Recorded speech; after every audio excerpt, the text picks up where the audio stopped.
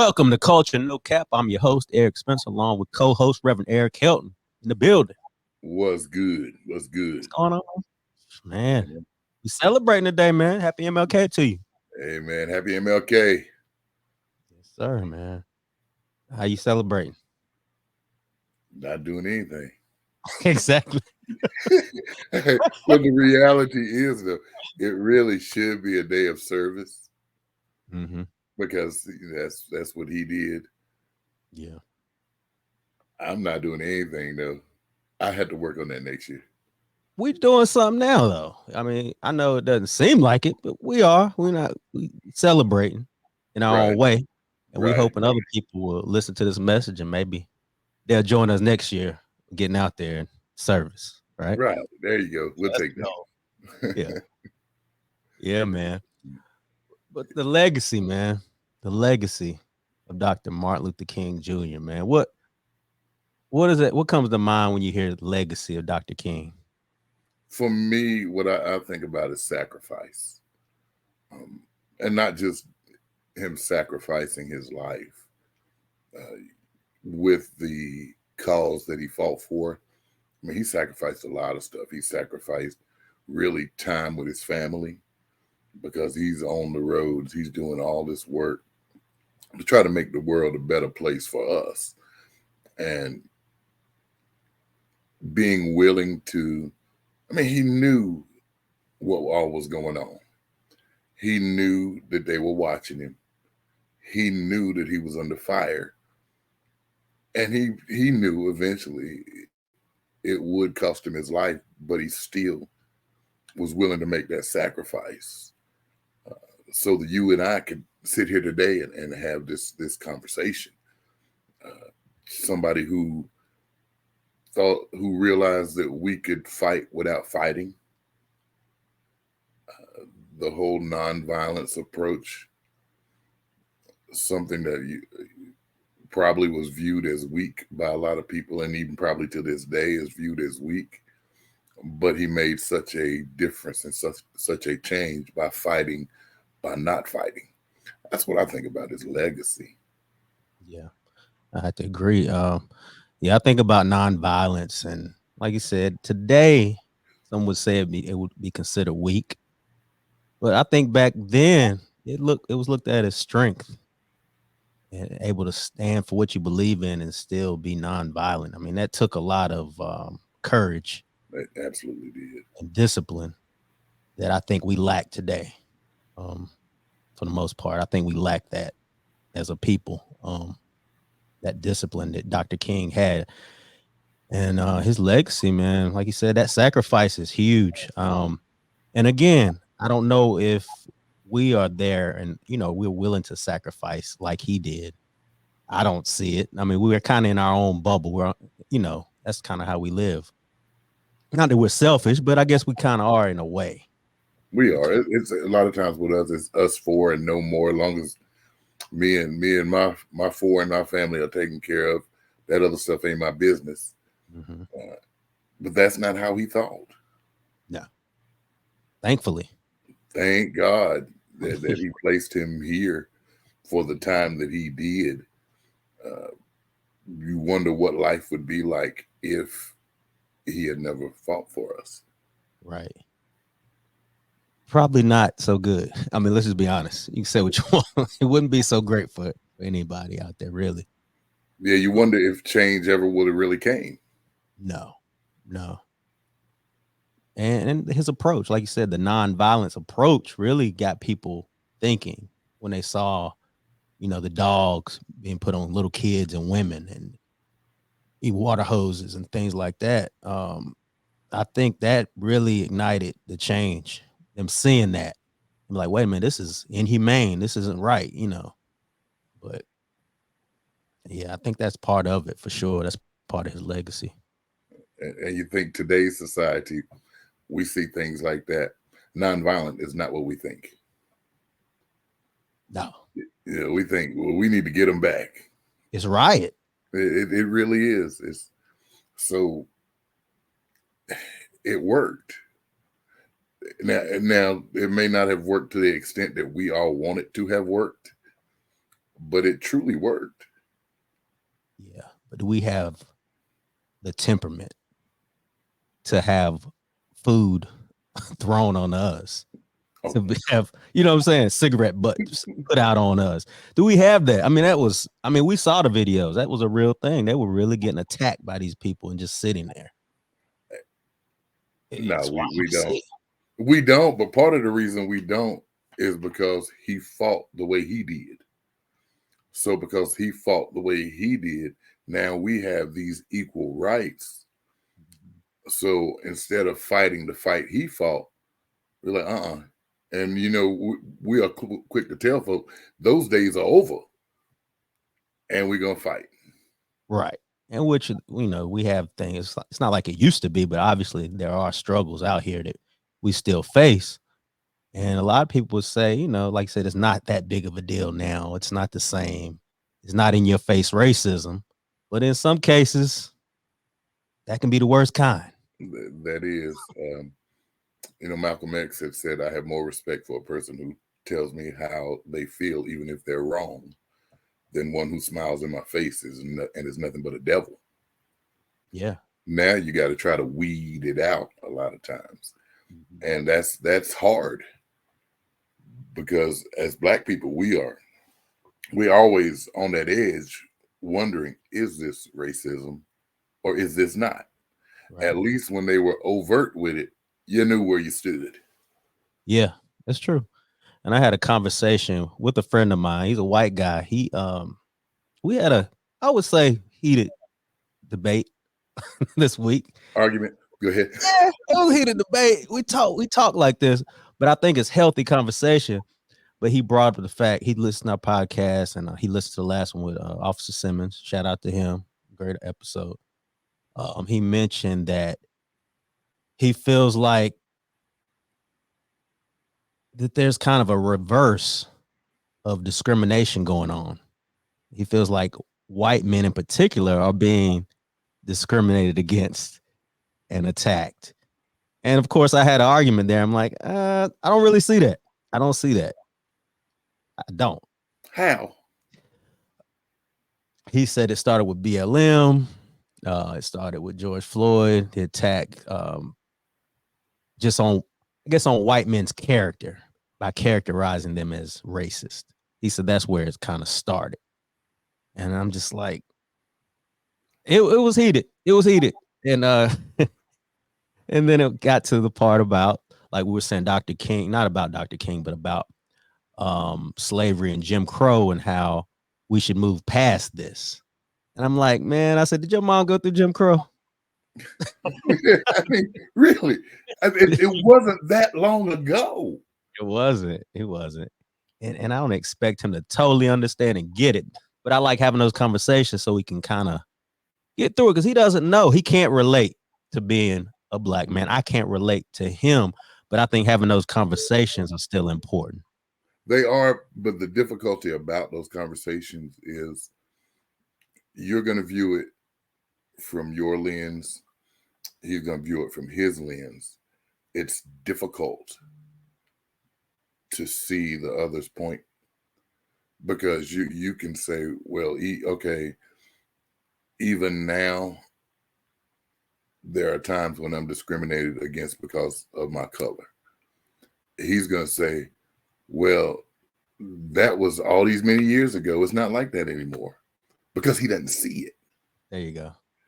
And you'll become passionate about what you believe, and the more passionate you become, the more passionate he'll become, and it'll become a heated discussion, and nobody gets anything out of it. Yeah. It's You're difficult. Right.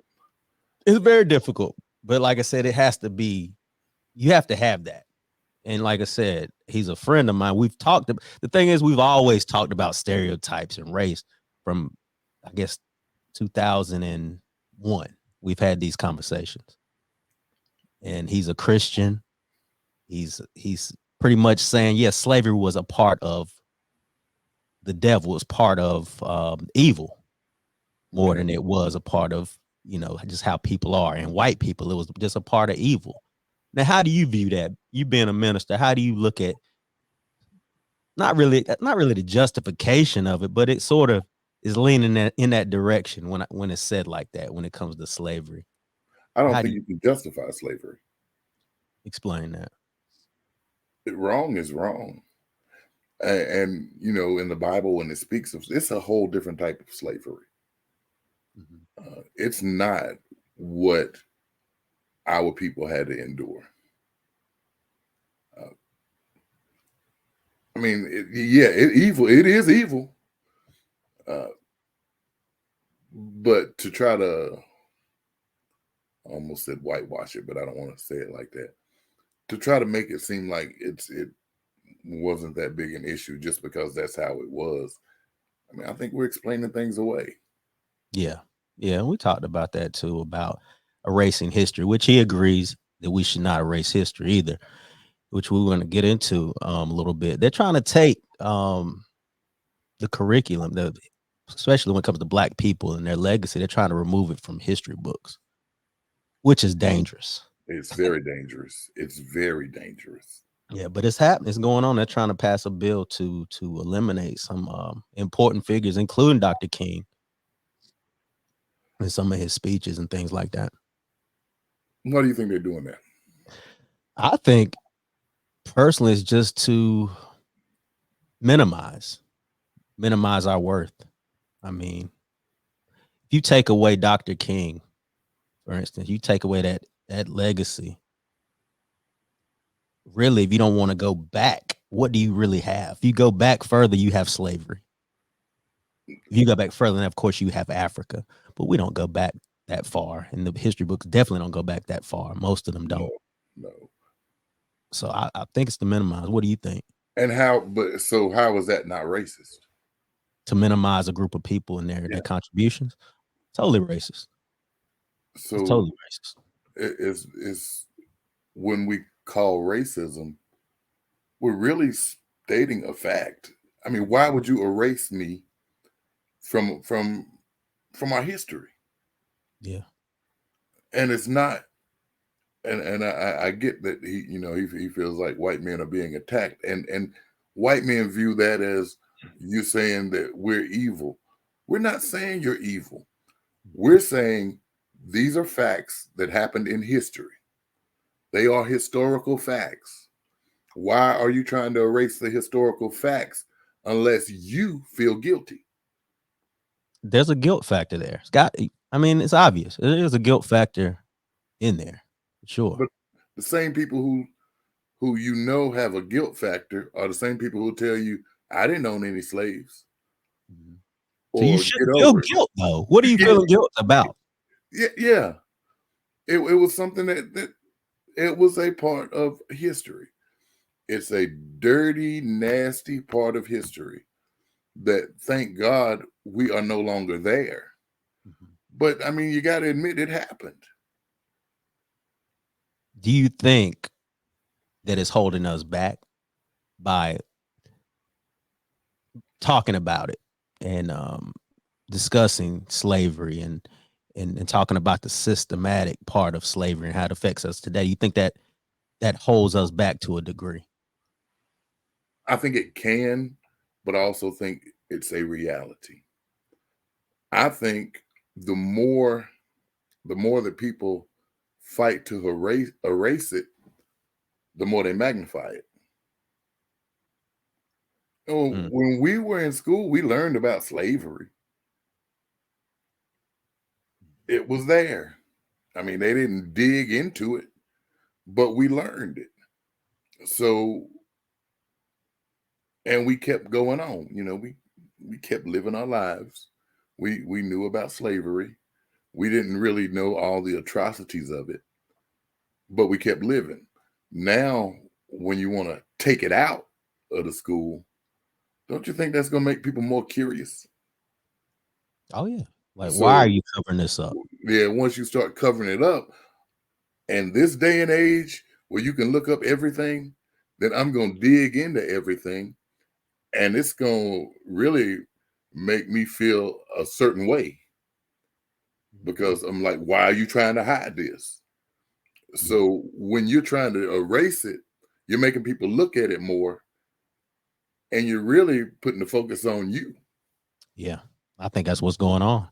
Because like, why are you willing to risk erasing history just so you won't feel guilty? Because that's really what it's about. They don't want to feel guilty, and you shouldn't feel guilty. It's just history. It's It's an history. ugly history. It's ugly. It's very ugly. But you're not like that. Right. Acknowledge that it happened Mm-hmm. and say, hey, we've moved forward. We're not like that anymore. Let's grow together.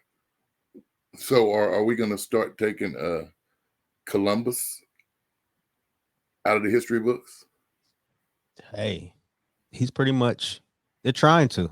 And, I mean, to be honest with you, that's kind of, they don't even acknowledge it as a holiday at this point.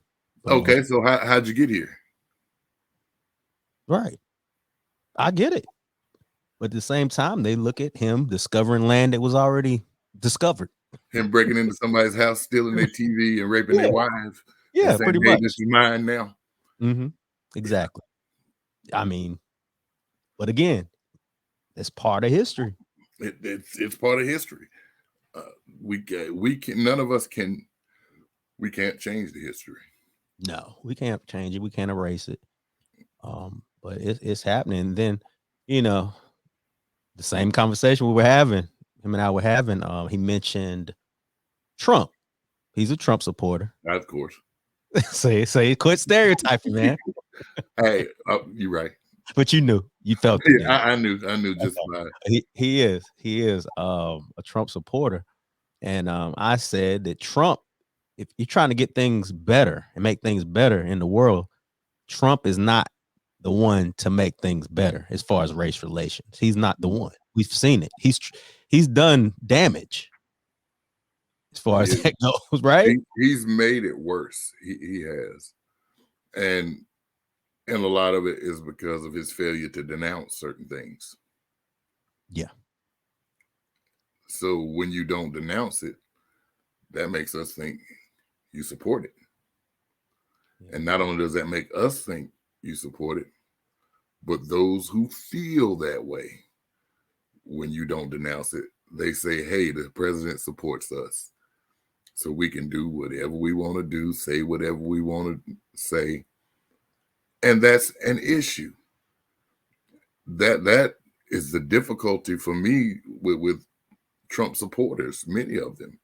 Yeah. They don't see how divisive this man is and how he won't, even if asked point blank, he'll skirt around it because he just won't denounce race haters and things like that. Those are his supporters. That's his base. That's his base. And I told him that. I was like, man, I said he caters to his base, which all politicians do. But he was like, he's not really a politician. I said, he is so much a politician. He's a politician. Yes. To the utmost degree. He is a politician. But yeah, I don't think when it comes to race relations, he's the guy. He's not the guy to bring us together. Economics, there could be an argument to be made. So here's where, and this is my issue. So what's more important to you? You go first. Man, I have a problem supporting somebody who, in my mind, whether true or not, does not like people like me. Okay. For me, that's bigger than economics. Well, my argument is I don't think race relations will ever be great.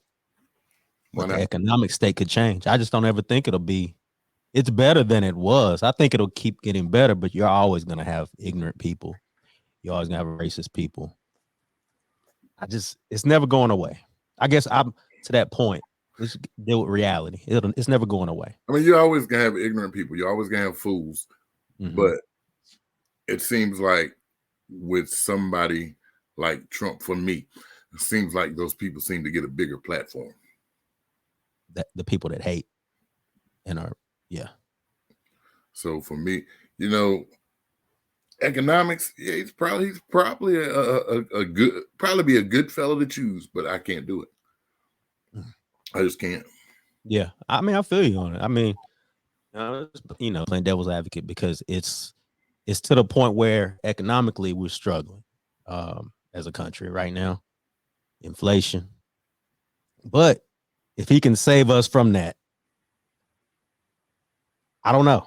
If he can save us from that, I might be able to deal with some of the rhetoric because he's not really doing anything as far as laws anyway. He's not changing anything. But economically, I could support it. I can't. I can't ever. I can't. So the alternative is someone you has a history of being a racist as well. But like you said, the person who hides it, like we're talking about. Therein lies the problem. We know Joe's history. We know his history. We know his history, and he's not economically sound. So how do you deal with that? 6 of one, half a dozen of another. It's really that's what the problem is coming up now. It's the problem, and it's like we're gonna have to look in the mirror and be like, hey, how do we resolve this? Do we just not vote?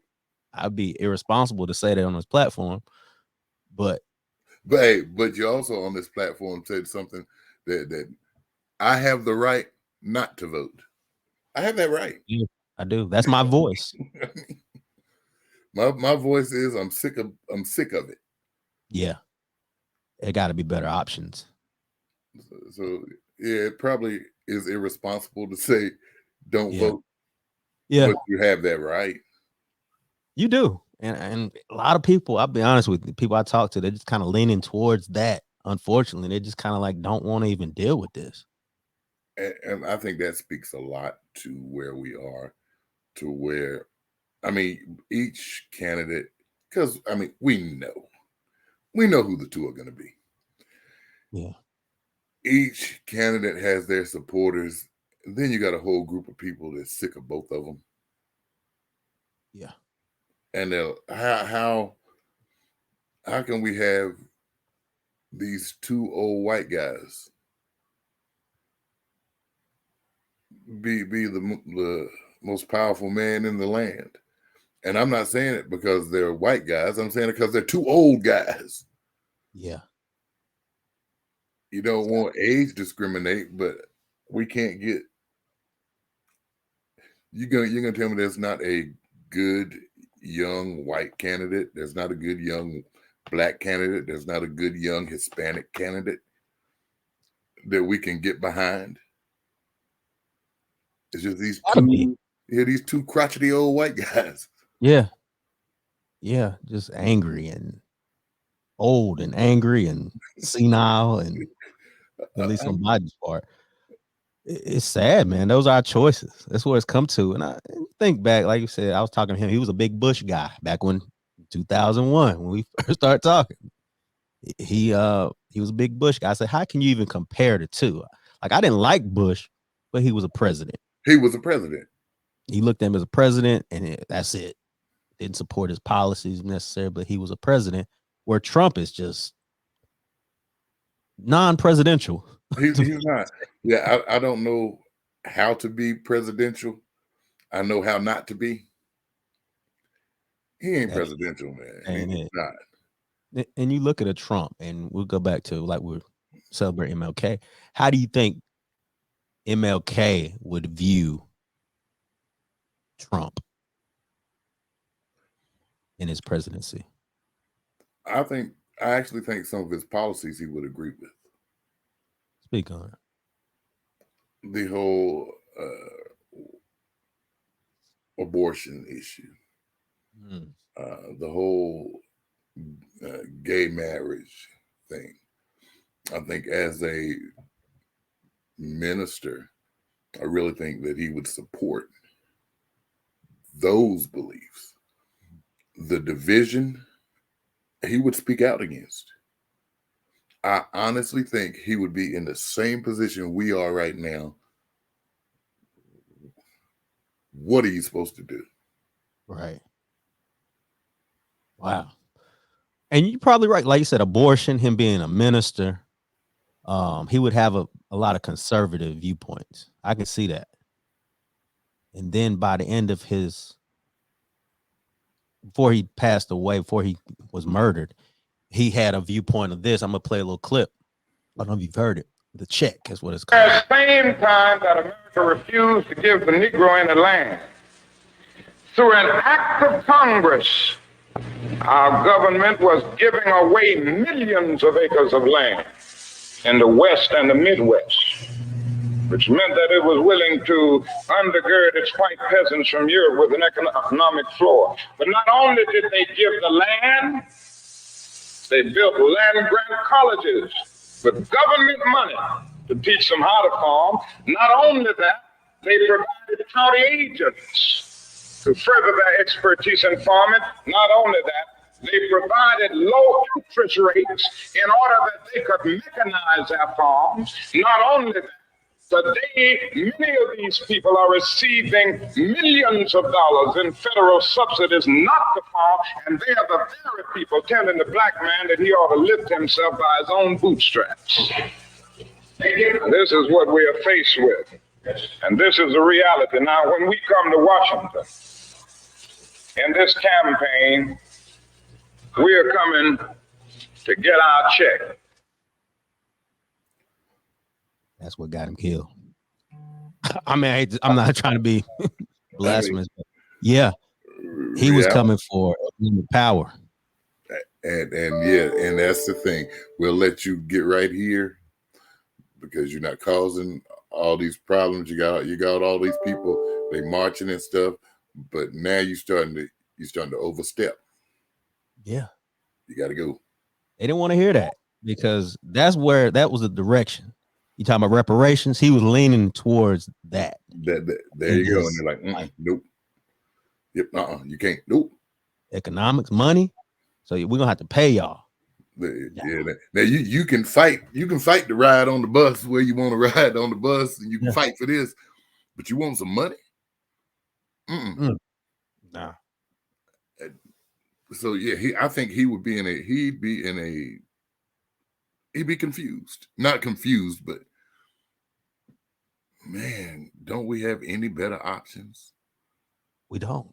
And here's the thing.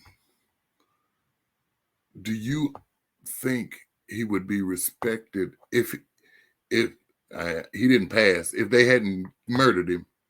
Do you think he would be as respected today as he is if he was still alive today? I think it would depend on his support. If he was a Trump supporter, absolutely not. He'd be a bootlicking Uncle Tom.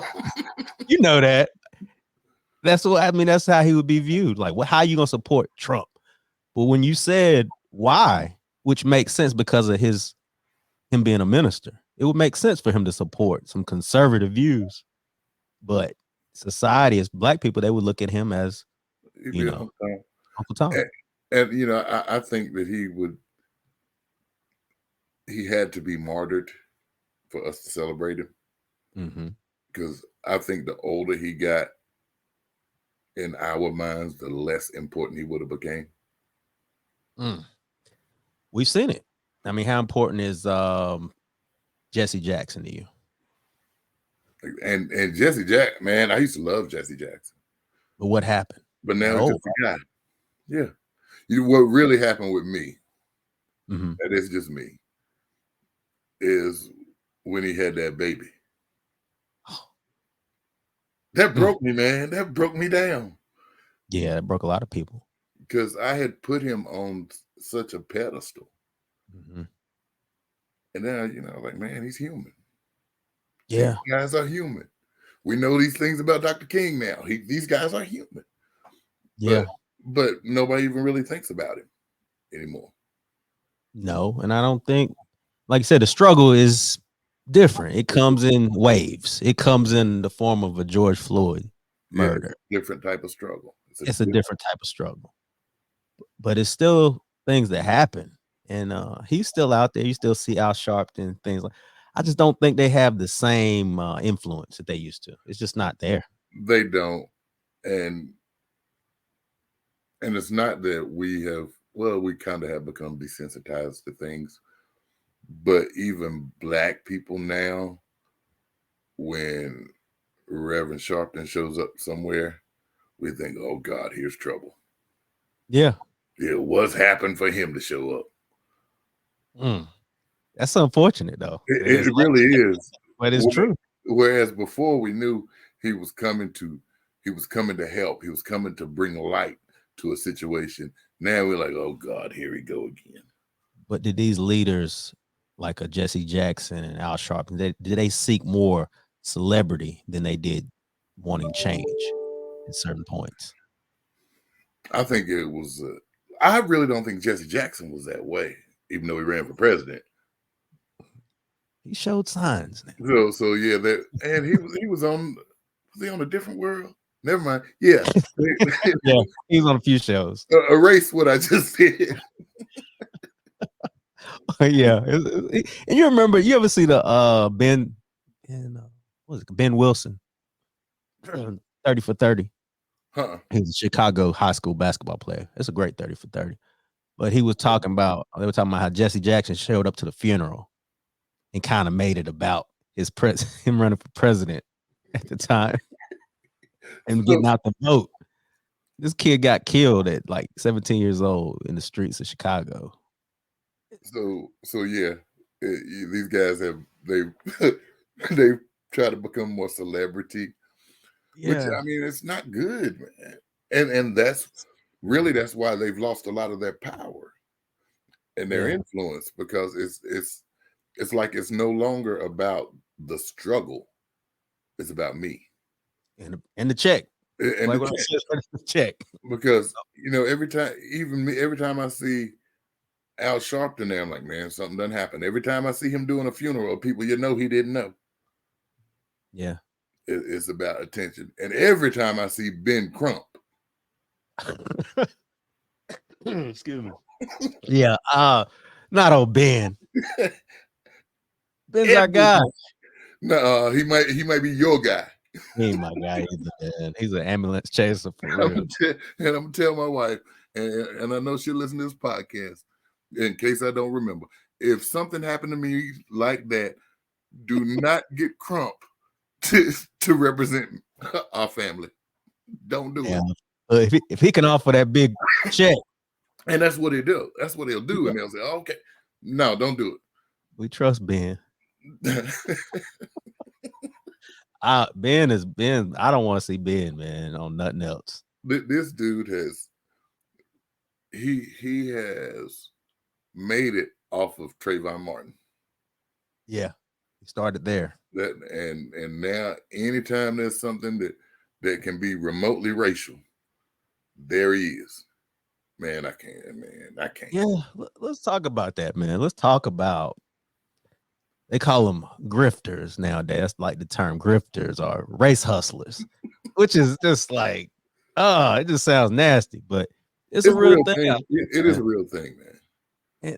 And we talking about a man like Martin Luther King who sacrificed his life, who died. And you got people nowadays who are out here just hustling. It's a hustle to them. It's a check. Yeah, man. How does it make you feel, man? It's sad. And the thing is, and they have Dr. King to thank for them to be able to do this stuff. He fought for us to be able to be foolish like this. I mean, really, it's not. It used to be these brothers would come out because something was wrong. They wanted to highlight it. They wanted to speak up against it. Somewhere along the way, somebody was like, well, we'll give you this check if you do this. And they forgot all about it. It's frustrating. It became profitable, unfortunately. And I get frustrated because now we look at the individual and really don't even pay attention to the situation. So either one of two things are going to happen. Either we're going to look at it and say, hey, that's Al Sharpton. Oh, my God. He's there to do something. He's there to get attention. Or we're going to look at it and say, hey, that's Al Sharpton. This must be wrong. Let's be on his side. And a lot of times we want to investigate either way because we'll make up our mind one of two things just because we see him. Because everything that Al Sharpton show up to ain't about race. All right. But some things are. Some things are. But he's attached to race. and race relations, I guess you want to call them, but I don't know, man. It's sad, really, that a check would make you just do anything. What would people do for money? Yeah, and it makes you kind of have a bitterness. Like, it makes you look at race and race relations different. It's like, well, are they really fighting for the cause and fighting for the people, or are they just trying to, boost their celebrity or get a check? Yeah, are they trying to make it about them? Yeah. So it's scary when we as Black people have to try to figure it out. And and I'm not going to generalize, but I'm going to say most white people, when they see it, they've already got their mind made up. They got their mind made up, and we're trying to figure out, well, are they right? Because we don't know. These guys are all about, they got their own TV shows. Every time a camera's there, they in front of the microphone. Yeah. Man, Well, when you think about Thurgood Marshall was a lawyer, a Supreme Court justice. Then you fast forward years later, but you have a Johnny Cochran, celebrity, right? Celebrity. I mean, it just evolved into this. It came to this. We talked about Johnny Cochran like he was a celebrity. He was a lawyer, great lawyer. It's true. Anybody can get OJ off. Got OJ off. Something to be said. Right or wrong, indifferent. For that. But yeah, they no longer became servant, they became celebrity. Okay. Step further or step back. Martin Luther King, minister. Fast forward to a TD Jakes. Celebrity. The Black church was huge in the civil rights movement. Where do you think that is now? Or are they even needed? I think the Black church is needed, but I don't want to put a but by that. The Black church is needed. We have gotten to the point now where from the pulpit, we are being cautious with what we say because you don't want to offend certain people. You don't want to make yourself seem like your views are controversial. So we'll compromise some things to keep from speaking out on certain things. But that goes both. Every time there's a Trayvon Martin, I'm going to speak. I'm going to speak about it. Right. If that offends certain people, I mean, that is what it is. Right. Part of the problem with race relations is when there is a Trayvon Martin, when there's an Eric Garner, when there's an Ahmaud Arbery, it might be spoken from our pulpit, but it's not spoken from everybody's pulpit. Yeah. And I mean, it might be spoken from a Black pulpit, not necessarily spoken from a white pulpit or a Hispanic pulpit or something like that. It's only us because it only seems like it's our fight. Yeah. And that's why we can't get together.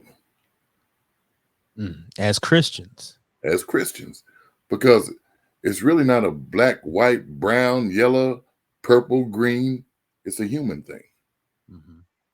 When I see a human being with a knee on his neck, I need to call that wrong. Yeah. No matter what color the officer or the one who was killed, no matter what color, I need to call that wrong from my pulpit.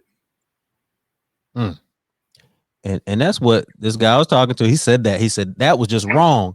He said, but I feel like it wasn't about race. It was just about somebody doing something wrong. It was a police officer who happened to be white who did something wrong to a black man at the situation. So it wasn't black and white. It was more of it was a crime. And I'm like, But I see that. I can see that, but how you feel about it? isn't it ironic though that these type of things, as far as the number of people in our country and the percentage, just isn't it ironic that this happens more to people who just happen to be black? You know, stats would say otherwise, honestly, but Percentages, yeah, percentage of our population to percentage of those who are killed in a certain way. yeah. We'll look. We'll look after this. But yeah, I know where you're going. I would say that's kind of ironic. I guess that we can't. Let's see. I guess the word we can't really say that it was because he was black. We can't really just say that. For really, you're right. For that For a particular fact. killing, for that particular killing, we can't say he said, "I'm gonna kill this black man." Right. You can't say it. That's what I mean. You really can't say it. And that's like I'm kind of stuck there. I'm like, well, you're right. You can't say it. But the optics of it, first thing we feel is, you know, because of the history, just like Officer Simmons was saying, the history of the police. They have a history. It makes us feel that way. Mm-hmm. So when Ahmaud Arbery was killed, he was killed because he was black. That was profiling. He was profiled to the very end. Yeah. And they chased him down like he was an animal. Yeah. And we're not saying that all white people feel this way. I think that a lot of times they feel like, well, white men are under attack. We're not saying all white men are like that. But that one was like that. That group was like that. Yeah. That's just like all of us, we don't speak broken English and sell drugs. Right. But some of us do. There are some who do. Yeah. Yeah. We don't categorize, like you said, we're not the same. Everybody's not the same. Everybody's not the same. They're not. And I think with white men is they feel offended because for the most part, man, this country was made for them. Everything has been for them. So now when it seems like we're pointing things out, they feel like, well, you attacking me. No, we're not. There's a shift. There's a shift. Yeah, we're not. And we're not saying that all white men feel like they're superior. Right. But I mean, we're just talking about things that happened. Yeah. Don't be so sensitive. Right. Don't be so sensitive. It's not you. That's it. I'm not talking about you. Yeah. You're out here doing the right things. You're being a good Christian. You're doing what you're supposed to do and supportive of the right things. That's all that matters, man. I applaud you. Definitely. So what do you think are some of the things that as a people, as black people, that we face, the struggles that we face? They're not the same as Dr. King, obviously. But what do you think some of the problems, some of the issues that we face now are? I think we've got that undercover discrimination. We still got that. Yeah, I think there are things that we are not approved of, or that underlying are because we're black. I also think that a lot of it is in our minds. Psychological discrimination. Yeah, I do feel like there are times when we use it as a crutch. But they ain't gonna give me a chance. Well, if you go into something with the mentality that you're not gonna get it, odds are you're not gonna get it. Yeah. I think that, and really with things that we face now, it's because of things that happened in the past. And what I mean is, if say you and I are running a 40-yard dash, of course I fall out after about 10. But you and I are running a 40-yard dash. But down through the years, they've creeped you up every time. So now we get ready to run this 40-yard dash. You 5 yards away from the goal line, and I'm still 40 yards back. Who gonna win? Yeah. Not because you have a mentality that, hey, I'm better, but because you've been given such a head start. Yeah. And that's the systematic part we talk about. That's exactly what it is. So now if they put things in place to move me up 35 yards where we both got 5 yards to run, then we're on an even playing field. But we're in a society now where if you try to give me that 35 that you gave to the other guy, then we're discriminating. Yeah. That's just reverse racism. Yeah. I'm just trying to even the playing field. We are not dealing with an even playing field. I mean, that's just reality. We're not. And a lot of people would say, well, you had a black president. That solved, it made it even. I've heard that before, which is a bunch of bull. We know that wasn't the case. Obama, shout out to him, but that didn't change things for black people as far as systematically. It just didn't. Absolutely not. And he didn't try to be president for black people. He knew if I run on a platform of I'm being president for black people, he wasn't getting in office. Yeah. Yep. Exactly right. No, what he did was he was a symbol that things are not as bad as they are, but that don't mean there's still not issues.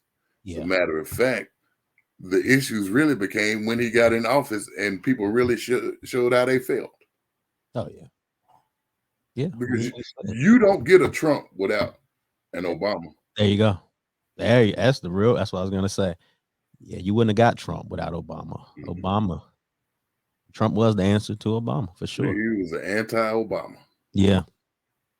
But, so, those are some of I would say identity is a huge problem with us. Yeah. Especially for the youth, because they don't know which way to go. I think hip hop culture has really played a role in that. As far as defining who we are, just like we look at Dr. King, back then, I feel like they had direction because they had a mission. I think these kids are everywhere. They don't know which way to go. And they're everywhere because we're not dealing with what Dr. King dealt with. Right. Because of what Dr. King went through. Mm-hmm. So now there's no struggle that's pinpointed. No. Where we can all come together. So like I said, kids are flailing every which way. Yeah. They are. They're going every which way. And it's unfortunately it's in some bad directions, some of them. Because without that direction, man, you end up everywhere. The fight is on Twitter. The fight is on several fights going on with no direction and no leadership, as we talked about earlier. There's nobody out here that's really standing up like I'm the leader of, No, and like we realize that, especially a year like this, even the grown-ups ain't acting like grown-ups. Got that too. What kind of example is that? How can I tell a young man the right way to go if I'm just arguing with everybody too? Lack of manhood, leadership as men. Sure, that's a problem. That's another problem. It's there. You see 35, 36, 40-year-old men with their pants sagging. It's a problem, bro. It's a real problem. Sorry. Hold on. Man, I don't know. That's a problem. And I understand the culture. I get it. Culture, love hip hop. But that's part of it. But yeah, hip hop, man, it's played a part we always hate to blame hip hop because I love it, grew up on it, but it's played a major role, man. And even with fatherhood, I sent you the NBA YoungBoy clip where he said, fatherhood really it's not that it ain't that serious for him. With 11 when you heard that, what did you feel when you heard that? I said that's the mindset of a 24-year-old with 11 kids. With 11 kids. What do they do? Spay or neutered? I mean 11 kids at 24, bro. At 24, come on now. And he was like, yeah, the only reason I'm here is because y'all here. Yeah. That's a problem. I don't care how famous he gets. These kids, it's 11 kids. He's 24. By the time he gets 35, it might be 30 kids. Yeah. If he don't grow up. Or get fixed. Yeah, he need to get, well, because definitely ain't nothing broken. He definitely need to be fixed. But that a lack of leadership. But he was probably raised the same way. Yeah. Probably. I'm going to guess. That was probably the example he saw. Yes. And we know that these things are influential because, even growing up, things we listened to influenced us and changed our mindset about certain things. Now, you don't have to answer this. Mm-hmm. Did you start calling women hoes before you heard rappers say it?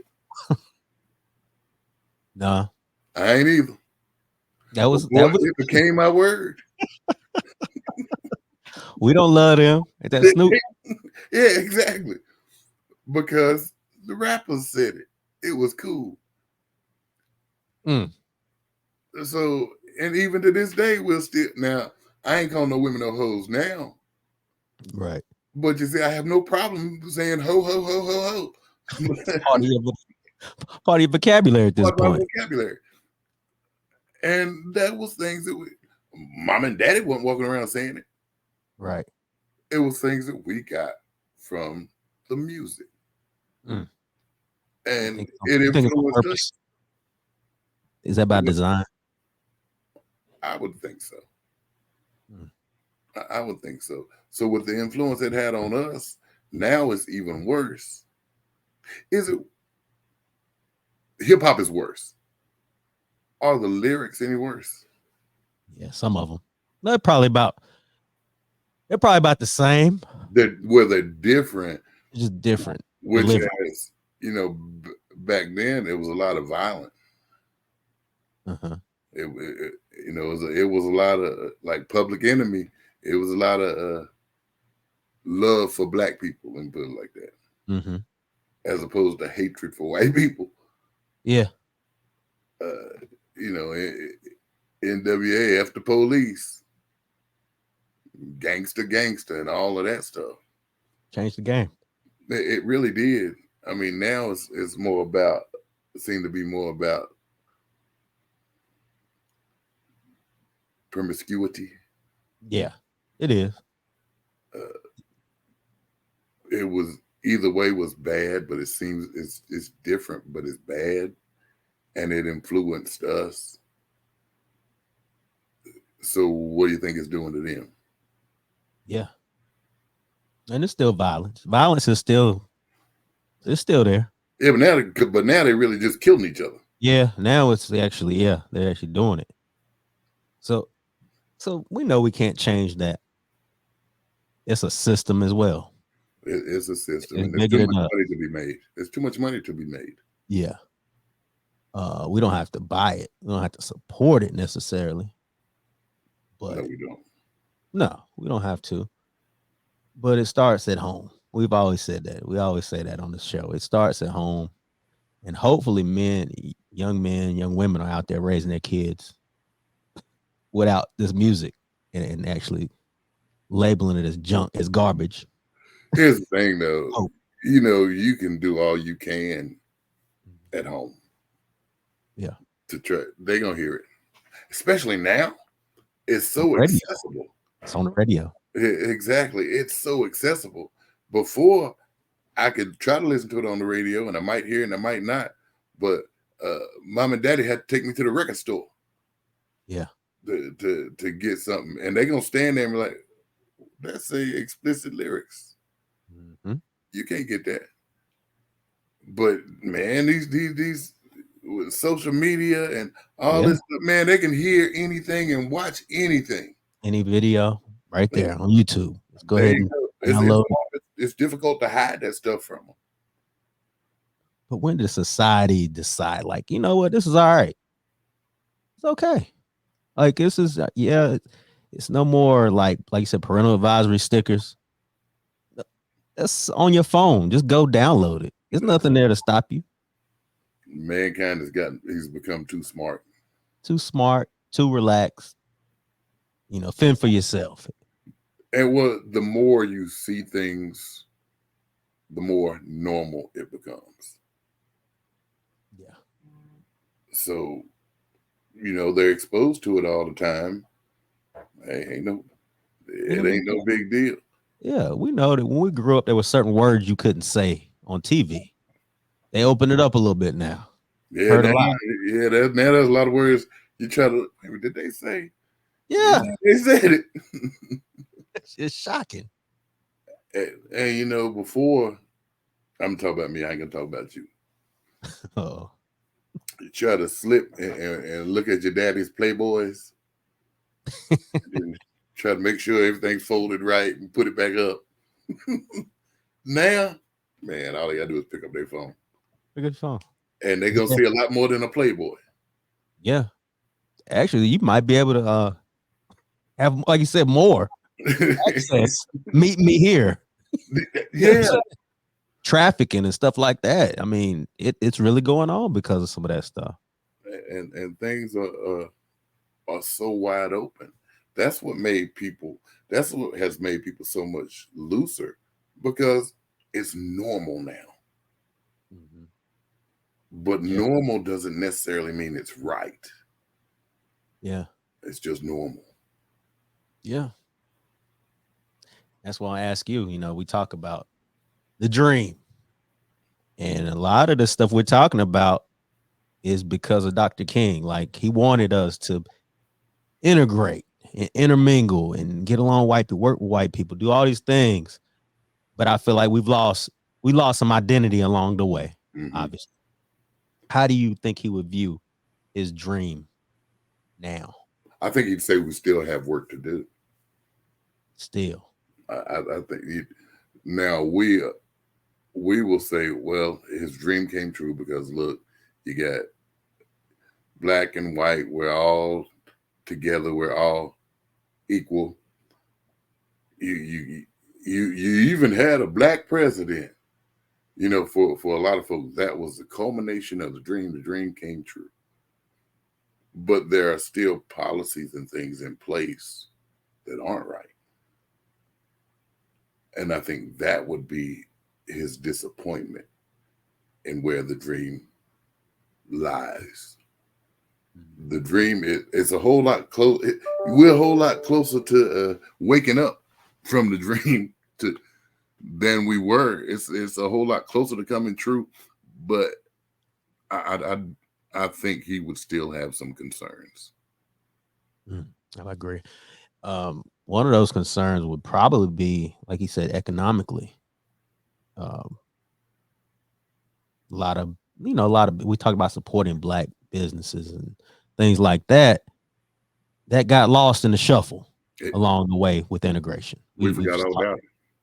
We forgot about it, and I think he would be disappointed in that a little bit. It kind of backfired.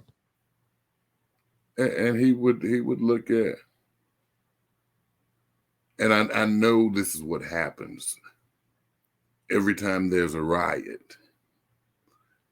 Every time something happens, people say, well, what would Martin Luther King Jr. say about it? Here's the thing. He would say, because he had even spoke, I think he's got a speech something about the city in crisis. He would say that it was the system that caused those people to riot. So when things would happen today and we're asking what would Dr. King say, Dr. King would say it was a system, it was an evil that caused these people to react the way they did. Stop trying to say, he gonna say, well, y'all quit fighting each other and tearing up your neighborhood. He looked deeper than that.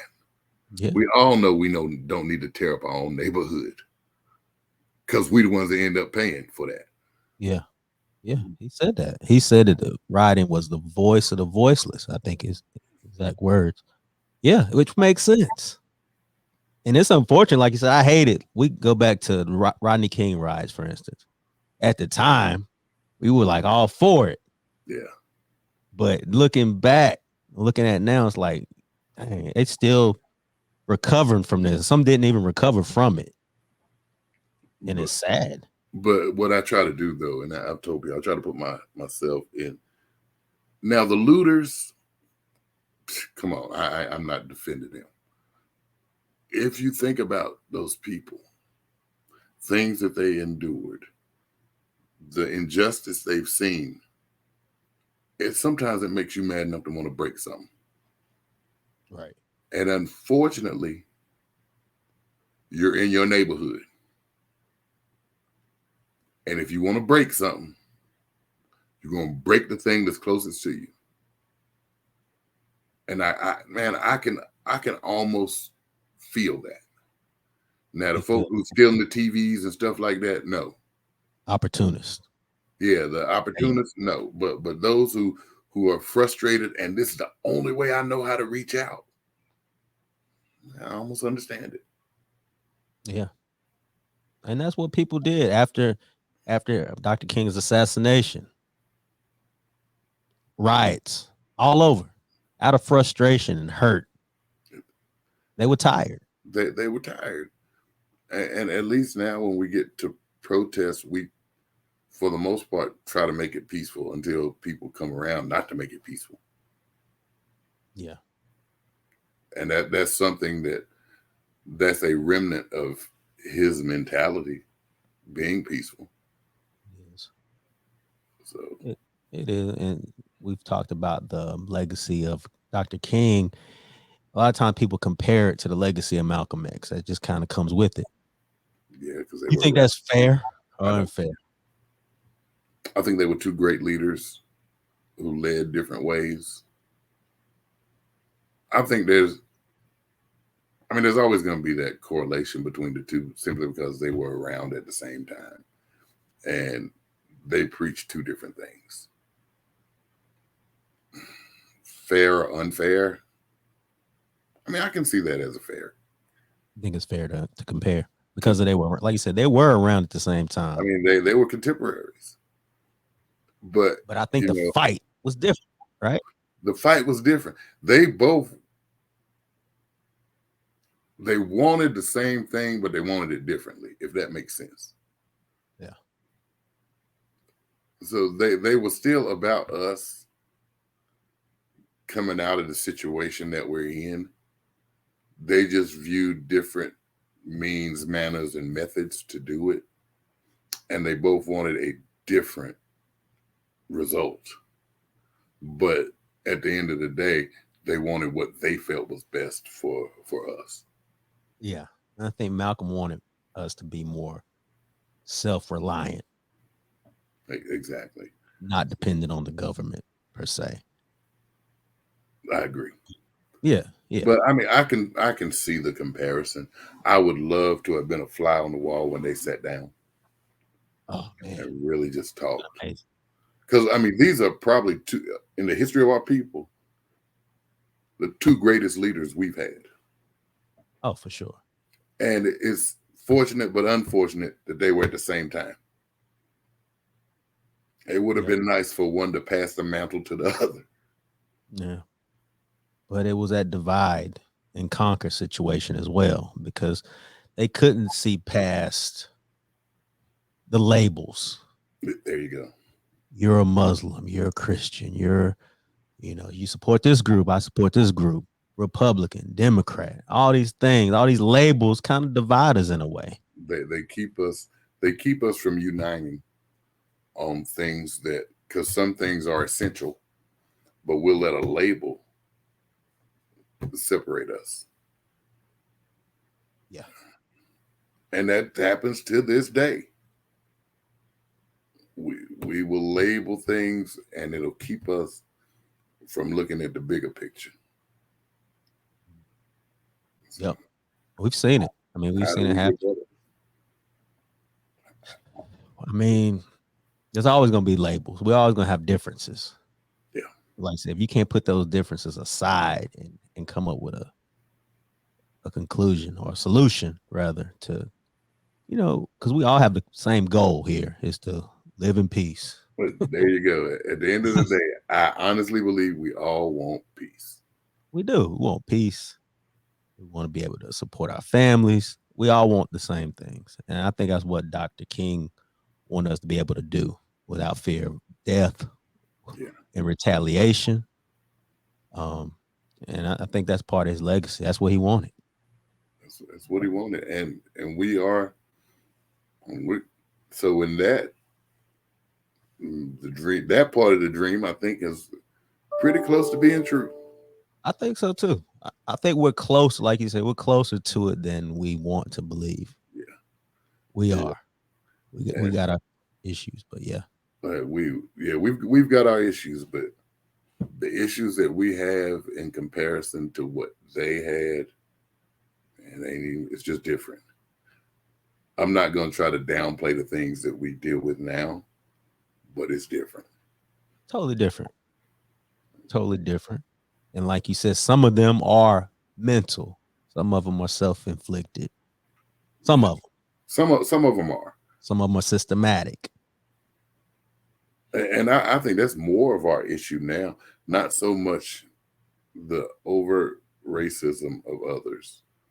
There are just things that have been in place so long that keep us from being able to excel like we would like. Mm-hmm. It's not so much that the white man's holding me back. The white man's holding me back. It's these systems that have been placed in place all this time that are really what's doing it. It's true. So, and hopefully that'll change. But I mean, it's going to take conversations like we're having, like me and Dude had, even though it got heated. A little bit. He probably wouldn't think so. But yeah, we have to have those conversations, man, and get uncomfortable. And you have to know that you're going to be uncomfortable, and you have to accept that. Uh-huh. And instead of, because what happens is it'll be said, and then we'll shut down everything else they say. Yeah, you can't. It's not a productive conversation that way. And do you think that a lot of people just don't want to hear each other's opinion unless it kind of fits with their narrative? Like, you kind of shut down. This is the way I feel. This is the way it is. You don't know nothing. A lot of times we listen to reply. I know you're talking. I really ain't caring what you're saying. I just got my reply ready. Yeah, I'm ready for the comeback. I'm gonna say you go ahead, blah blah blah. Now this is what it is. and that's that we've got to, because a conversation or communication is us both listening to one another. Anybody can hear, but will you listen? That's where the problem comes. That's where the problem comes. Because you ain't want to listen to me, and I ain't want to listen to you. Yeah. But I can tell you how I feel. Yeah, but real conversations, they need to be had instead of, you posting a message. This is how I feel. You know what I'm saying? It's a lot of that too. Yeah, come on, let's talk about it. And really, when you post a message, people can assume anything. You don't know the tone in which it's being said. You don't know anything. So these phones, this social media and stuff has hurt our communication. Yeah, it has. It really has. Go on Twitter all day and just go back and forth and hide behind. But if you had a real conversation, real sit down with somebody, it could make a difference. It can make a difference. And, Yeah. it make us, we're Twitter warriors and we're keyboard kings. We'll say stuff on there we won't say in person. Yeah. Come on. Let's learn how to communicate. Yeah. My wife and I, we have something going on. She'd be like, why didn't you do this? Because you didn't say nothing about it. Why didn't you know? Because we didn't communicate. Yeah. It's the same way with me. She can be like, I didn't know you wanted me to do this. Because we didn't communicate. It's key. We got to communicate. We want to fix what's going on now with this bitterness that we have between one another. We got to communicate. And that don't just mean me blasting you with how I feel and then saying, okay, I'm good and leaving. We need to talk. Yep. Actually talk. So, not text. Not text. Text is not going to do it. We need to talk. We need to talk. That's it.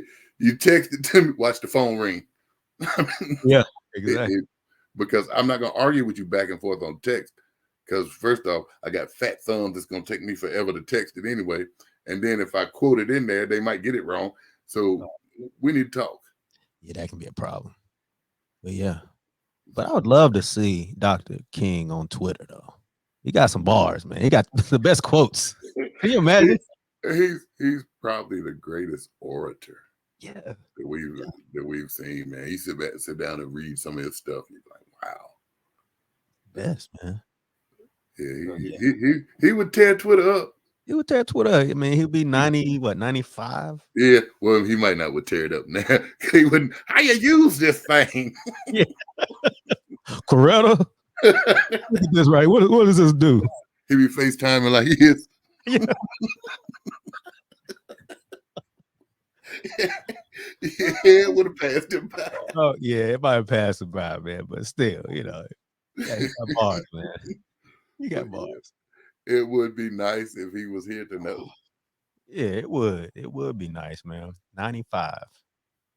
Okay. Yeah, man. We're gonna leave. He was the epitome of gone too soon. Yeah, he was, man. He was. For especially violently, to go out in violence. Somebody who taught peace and preached peace and unity to go out. He went out the way he did. Yeah. It's awful, man. But he knew that's how he was gonna go. I mean, he knew it. He knew it. So, which is another reason to commend him. I'm gonna speak for me. That's why all I can do. If I knew y'all gonna kill me, if I keep saying this stuff, I might go on sabbatical. You ain't come back to the pod. I might go on sabbatical, but are you saying if your life was in danger for doing this podcast, you would stop doing it, man? Really? You ain't willing to risk your life for this pod, man? It's culture no cap. Nah, man, I ain't taking one for the team. But it's also nah, man. I love you, but holler at a player when you see him in the street. Yeah. I don't believe you, man. But he had something to fight for. Yeah. So I mean, what he was fighting for him was worth giving up his life. I'd like to think that I would be that principled. Yeah. I don't know. You don't know because he was being followed and bugged by the CIA, FBI. Everything he's doing, they know. And they threaten him with the stuff. Mm-hmm. If you don't do this, we gonna tell this about you. Yeah. They want him to kill him. Tell what you want to tell. They want him to kill himself. That was their goal. But man, the principles. I don't care I'm not gonna. You can bring up things in his past now all you want to. There aren't many people who would be willing to die for other folks. Nope. He's fighting for our freedom, our rights, and he ain't even gonna be here to see it. That's like Moses. Oof. I mean, he knows he ain't gonna be able to here to see it, but he's still fighting. Man. Yeah. Not many people built like that, man. Yeah. I don't know that I'm built like that, bro. I don't think any of us are. To be honest with you, I don't think a lot of us are not built like that. That's it. Now, if it came down to my Christianity, I'm willing to die. I absolutely 100% am. This was about them other folk. I mean, taking care of these other folk. Make sure they, man, I don't know, man. But it wasn't the ideology of Christianity is what he was working from, though. It's what he was working from. Yeah, absolutely. Yeah. So it could go hand in hand. I mean, just the way his thinking, his beliefs. Yeah. Oh, it's definitely how his thinking was. God's still working on me. You ain't. I ain't got to. If I text you, like, man, FBI kind of on our, they own us, bro. I'll get on here the next time and say, God bless America. Like, where did you get that flag as the background? What are you doing? I'll be like, I got you, boss.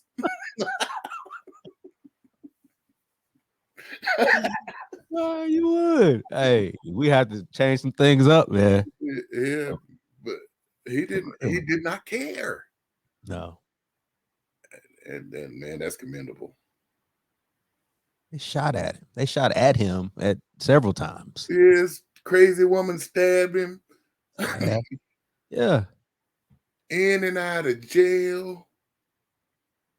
Yeah, man. Well, I'd have been like, you saw the episode of the Boondocks where they was all getting ready to riot. And the granddad showed up when he was younger in a raincoat. He said, I thought we all knew they were going to spray us with the water hose. Why don't y'all have one on? That'd have been me. Yeah, you'd be ready, huh? You knew they're going to spray us with this water hose. Why you ain't dressed for it? Why you dressed for this? Yeah, that'd have been me, man. Man, we just ain't built for that. Thank you, Dr. King. That's all it comes down to. Thank you for your sacrifices. Yeah, thank you, because I couldn't have done it. God placed the right person in that position to do it. Mm-hmm. So no matter what other defect he might have had in his character, God used him for this, and he was willing to be used. Man, and now we can stand here and have this podcast and talk about the FBI listening. Hope not. Look, so God bless America. I had a flag. Hey, man, we do not want the alphabet boys on us. Yeah, that's for sure. But yeah, I'm gonna play a little bit. I gotta play the speech, man. Just a little portion, man. The famous part of I Have a Dream. So we face the difficulties of today and tomorrow. I still have a dream. It is a dream deeply rooted in the American dream. I have a dream that one day this nation will rise up, live out the true meaning of its creed. We hold these truths to be self-evident that all men are created equal. That's what he wanted, man. That's what he wanted. That was a dream. Hey, we're closer than we were. Definitely. And it's all because of what he endured. Yep. That is, man. We're still doing it. We're going to continue to do it, bro. There you go. Keep doing it as long as we give us breath. Yeah. Peacefully. as peacefully as we can. There you go. Leave us on a good note, man. Positive note. Positive note.